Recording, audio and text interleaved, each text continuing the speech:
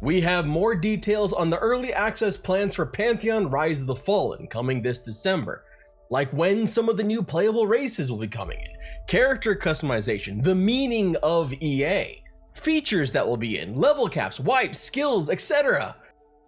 But unfortunately, we're still missing one really crucial piece of information, although there might be some hints to that. Let's break down the QA that just ran for Pantheon Rise of the Fallen and Chris Joppa Perkins, the creative director, and community manager Savannah, where they took questions from the Pantheon community on all things early access. Well, okay, so not all things early access.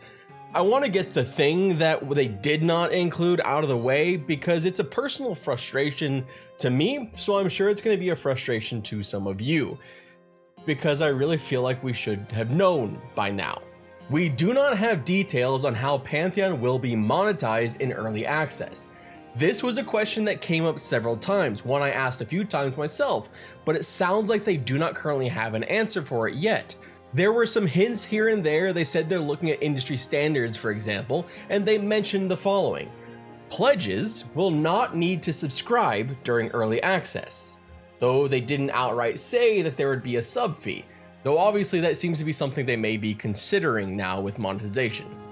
If they did, it'd in a sense be kind of following up Monsters and Memories is planning on their own early access in 2026, where they will be launching with no box price but a $15 a month subscription. The vibe that I got in regards to monetization is that it's still something they're hashing out with some very strong opinions on the matter, which is what you'd expect given it's an incredibly important of not just early access, but an MMO in general. Good MMOs can be trashed by bad monetization. For now though, we'll just have to wait and see what additional information we get over the coming months when it comes to monetization of early access, but it does sound like pledges at least are set when it does come out in December. We have to describe exactly what early access is, at least in terms of Pantheon Rise of the Fallen, something that I think is going to be very important, not just for someone like me to communicate, but for all of them to communicate. And thankfully, they were very clear in the Q&A what it means to Pantheon Rise of the Fallen. The creative director was very clear that this is not a soft launch of the game. Early access can mean many things. For me, for example, it means what Steam describes it as, a testing phase like Baldur's Gate 3 and Enshrouded. For others, it means advanced access to a game, like a perk, say, pre-ordering, like a certain gigantic MMO just did, or what a lot of AAA single-player titles do now. But for Pantheon early access, it is a continued testing phase, one in which they wish to open up the game to a broader community to be part of the development of the game, and they are modeling it around other similar early access phases from early games. Again, this is not, per Pantheon, per Visionary Realms, this is not a soft launch of the game. This is a expanded testing phase to the general public, basically. And it's a testing phase that will have wipes as needed, and it does sound like they're kind of hesitant to do it too much. Early on when seasons began, it sounded like we were getting a lot more wipes, and we ended up with getting actually a very few wipes, although one is about to come up here in just a couple days. But it sounds like they're only going to be doing wipes when they are critical. And very importantly, from what Chris Perkins said in the Q&A, there will be a wipe at the end of early access before the launch of 1.0. However, I will point out that there's a little carve out here because they did mention what they would look at for different servers with fresh start, stuff like that. That wasn't mentioned about launch, like 1.0 launch. That was mentioned more about early access. If like, I guess perhaps if they needed something more, like more dedicated testing for certain things. But I would at least keep it in my mind that this is somewhat fluid, even if at the moment a 1.0 wipe is clearly what they're aiming for. Everything is fluid, in all honesty. Such, I guess, is game dev, and I'm just basically CYAing for myself to not give you wrong information. But when asked why they wanted to go into early access right now, Pantheon's creative director said it was just the time to. The game had been in development for a very long time.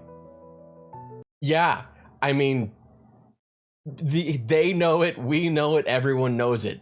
The comment section will have it, I'm sure. But what he said was it was time to get the game out there and let it stand on its own. With Seasons, they were able to demonstrate, perhaps to themselves as well as the most die-hard Pantheon community, that they could keep servers up 24/7 and that the game had playable and engaging gameplay loops, if a bit rough around the edges, as well as being able to push some content. Some may still think that it is too soon and that they should have kept going with Seasons for a while longer, but I'm just so fucking glad. I'm just so glad that I don't have to keep referring to things as Seasons, trying to describe the paid tier access of no, it's actually just a one-time fee. It's not a monthly fee. No, nothing goes away. It's not paid. Trying to describe that was like a nightmare. I don't ever want to describe Seasons again. In fact, this is the last time I'm saying Seasons. From here on out, I'm calling them game updates until early access. With the rest of the QA, some other previously known details were confirmed. Pantheon will be going into early access with 6 zones, 6 playable races that include the Ogre, Dwarf, Dark Mer, Elf, Human, and Halfling. It will have 12 classes, with all included from the announced roster of classes, except the Druid and Bard. More on that in just a sec. But first, we have to talk about this class race matrix that they dropped at the same time. This is the class race matrix that they will be using for early access, and there's one major change from what we saw previously. The Ogre will be able to be a Necromancer. This was a pretty highly requested addition to the matrix, perhaps not as highly requested as a new playable Ratkin race, but it's one that I think it really wanted it once we got to see Ogres in the new cloth armor, so it's pretty cool that this got added. With those new playable races and classes, they will be split out around the world. Humans and Dwarves will start in Thronefast, where humans currently start.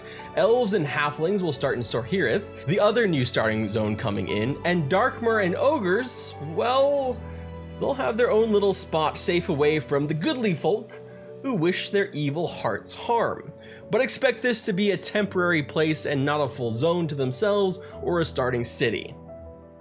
Perhaps this is why they turned evil in the first place. We did get a surprise info drop while discussing playable races and the new player and armor models, as Rob, the producer for Pantheon, said in the QA chat that they are going to, quote, push to get new race models, some of them, in for the Necro launch too. But it will depend on Kyle's time. The Necro season begins on September 28th, so this would be well before early access in September, and I will be out of town during that time. So that sucks for me, but it's great for you. Moving back to early access, there's a whole list of things that will be in that should provide some joy, as they're much requested features. So I'll just run down the list as quickly as I can, although I'm a very long-winded person, as you can tell from any of the videos I've ever made in my life. Basic character customization should be in, including hairstyles and skin tones for playable races that match each of them. The level cap will be 40 at early access, and classes will have abilities up until level 40, and currently underserved classes, like say the Warrior, should get updates and be more fleshed out as they march toward early access in December. And just a note to anyone unaware, there is a substantial update to combat in a major patch for the start of the Halnir game update, along with XP changes and a wipe, and that's just in a couple days. Basic guild function is something they're aiming for in early access, with creative director Chris Perkins seeing it as an essential part of an MMO. Swimming, that thing that New World didn't have at launch, will at least hopefully be in at surface level swimming. But they're looking at Unity 6 or Crest, another system for water, one that's actually used, I believe, by Monsters and Memories, looking at that going forward for more of the underwater content, combat type combat. So it sounds like they may be, and Unity 6 should be coming sometime later this year. One of the first questions asked, though, was actually not about EA as much as what's after EA, and I think it ties to some of these other things. It sounds like there might be a bit of a lull from the previous 6-week pace of seasons, but that they want to pick a similar cadence back up once the dust around early access settles. They're pushing hard to get a ton of content in by December, which would essentially be more content than the first half of the year. So we should at least have plenty to do in the meantime while they get up and running, and I guess get a little bit of sleep, because that's something that humans need. For fans of bards, druids, yes, I didn't forget about them, and gnomes, there were some updates on why a class like the druid got pushed for necromancer and why gnomes didn't make the cut for playable races, and it all comes down to something very simple. This stuff was easier to do. For druids, there are systems that still need to be implemented for them, while necromancers can build off other class systems already in game, like the summoner. A lot of the druid stuff is going to be tied to what is currently needed for the warrior banners, as far as I know. So that ties into some of the issues with warrior currently having this need for both of these things to be in. Bard is apparently even more so something that they really want to be unique launches, and the answer was essentially a tentative yes with the Bard later. They're not locked into that time frame of 6 months, but they feel pretty solid about it. And just a little side note here on Bard, I did ask specifically about the use of instruments in game, because after seeing what Ash Creation was doing with the Bard, which is unique and cool in its own way, the one thing that I was like, oh damn, why didn't they do this, was the fact that instruments for the Bard in Ash Creation are just cosmetic. They are not they are not as integral to the Bard as, say, early EverQuest. It sounds like, at least currently, the way that it's going to work in Pantheon will be closer to that, with instruments being important and having their own kind of modifiers. But I'm sure that we'll still get a lot more information on Bard over the next couple months, year or so. For gnomes, it came down to how they work and interact with armor with their unique body structure, and some of the shaders needed to give them their appeal.